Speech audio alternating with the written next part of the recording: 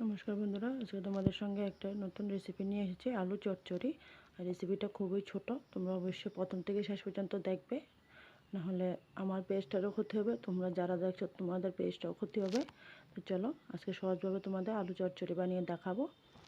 আশা করছি প্রথম থেকে শেষ পর্যন্ত দেখবে। তো এদিকে আমি আলুগুলো কেটে নিয়েছি, এইরকম ছোটো ছোটো টুকরো একটু বড় করে কেটেছি। তো এখন আমি এটি ধুয়ে পরিষ্কার করে নিয়েছি। তো এখন এদিকে একটা কড়াই বসিয়ে দিয়েছি, কড়াইতে আমি সরষের তেল দিয়ে দেব।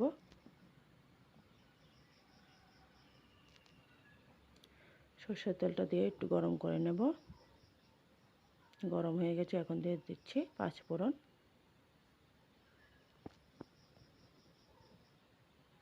পাঁচফোড়নটা দিয়ে একটু ভেজে নেব।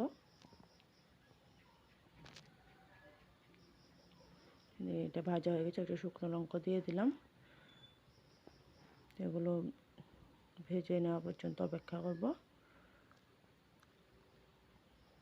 ভাজা হয়ে গেছে, এখন যে আলুগুলো কেটে রেখেছিলাম আলুগুলো দিয়ে দেব।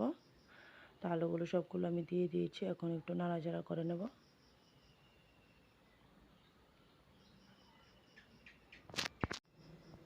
নাড়াচাড়া করে নিয়ে আমি দিয়ে দেবো লবণ পরিমাণ মতো। লবণটা দিয়ে এবার নাড়াচাড়া করে নেব। নাড়াচাড়া করে এখন ঢেকে দেব। ঢেকে ঢেকে রান্না করতে হবে।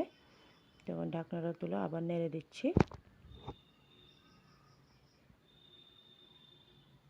আজকে কিন্তু খুবই ছোট একটা ভিডিও তোমাদের সঙ্গে শেয়ার করছি। এটা রুটি, লুচি, পরোটার সাথে খুবই ভালো লাগবে খেতে, আর কোনো রকম মশলা ছাড়া। তো সামান্য একটু হলুদ গুঁড়ো দিয়ে দিলাম।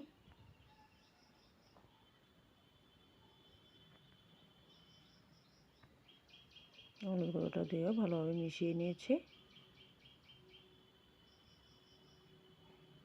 এখন আবার ঢেকে দেব। ঢেকে ঢেকে রান্না করলে কী হবে, আলুটা তাড়াতাড়ি সিদ্ধ হয়ে যাবে। ঢাকনাটা খুলে আবার নেড়ে দিচ্ছি। এর মধ্যে দিয়ে দেবো টমেটো, আমি এইভাবে কিউব করে কেটে নিয়েছি, আর কাঁচা লঙ্কা মাঝখান থেকে চিড়ে নিয়েছি, এটা দিয়ে দেব। এখানে আমি কোনো গুঁড়ো মরিচ আমি ইউজ করব না, কাঁচা লঙ্কা দিয়ে রান্না করব।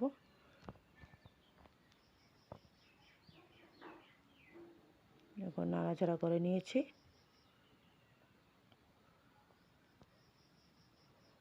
এখন আবার ঢাকা দিয়ে দেব, টমেটোটাও মজে যাবে।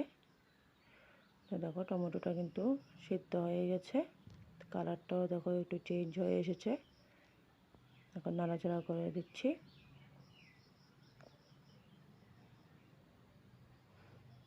নাড়াচাড়া করে আমি সামান্য জল দিয়ে দেব।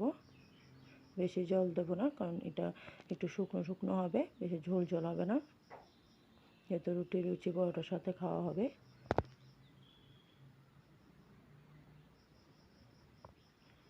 ঢাকা দিয়ে দিলাম। এখন আবার ঢাকাটা খুলে একটু নেড়ে দেব। জলটাও কিন্তু অনেকটা শুকিয়ে গেছে, আলুটাও সিদ্ধ হয়ে গেছে। দেখো কতটা সিদ্ধ হয়েছে, তোমরা দেখে বুঝতে পারছো। আমি খুন্তি দিয়ে নেড়ে দেখিয়ে দিলাম। এখন আমি এখানে দিয়ে দেবো ম্যাগি মশলা। আমাদের ঘরে যে ম্যাগির সঙ্গে যে মশলাগুলো থাকে এগুলো দিলেও খুব ভালো হয়, বাজার থেকে কিনে না এনে এটাও ইউজ করা যাবে, খুবই টেস্টি হয় খেতে। এখন দিয়ে দিলাম 1 প্যাকেট ম্যাগি মশলা, দিয়ে নাড়াচাড়া করে নিচ্ছি। জলটা আরেকটু শুকিয়ে নেব আমি। তো দেখো বন্ধুরা, জলটা মোটামুটি আমি এইরকম গামাখো মাখো করে আমি নামিয়ে নিয়েছি। দেখো কালারটা কতটা সুন্দর লাগছে দেখতে বন্ধুরা, আর খেতেও দুর্দান্ত হয়। তোমরা অবশ্যই ট্রাই করবে।